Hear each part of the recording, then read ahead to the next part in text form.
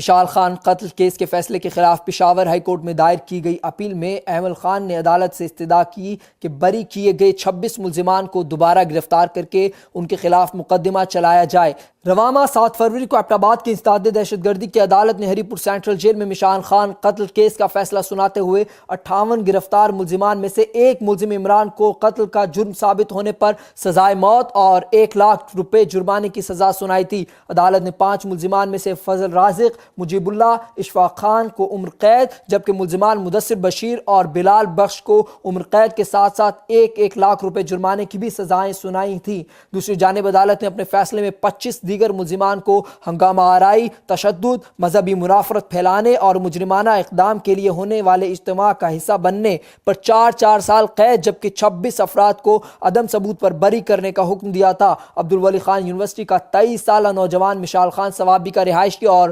Journalism کا طالب علم تھا، جس سے گزشتہ برس 13 اپریل کو مشتعل ہجوم نے توہین مذہب کا الزام لگا کر فائرنگ اور تشدد کے ذریعے ابدی نیند سلا دیا تھا۔ واقعے کے دن ہی اس قتل کا مقدمہ درج کیا گیا اور یونیورسٹی کو غیر معینہ مدت کے لیے بند کر دیا گیا تھا۔ بعد ازاں سپریم کورٹ نے از خود نوٹس لیا اور JIT بھی تشکیل دی گئی۔ JIT نے مشال کو بے قصور قرار دیا، جبکہ ویڈیو کی مدد سے مقدمے میں 61 ملزمان کو نامزد کیا گیا تھا، جن میں سے 58 کو گرفتار کیا گیا۔ ان افراد میں فائرنگ کا اعتراف کرنے والا ملزم عمران بھی شامل تھا، جبکہ PTI کا تحصیل کونسلر عارف، طلبہ تنظیم کا رہنما صابر مایا اور یونیورسٹی کا ایک ملازم اسد ضیاء تاحال مفرور ہیں۔ مشال کے قتل کو پاکستان سمیت دنیا بھر میں شدید تنقید کا نشانہ بنایا گیا اور اس کے قاتلوں کو سخت سے سخت سزا دینے کے لیے آواز بھی بلند ہوتی رہی ہے۔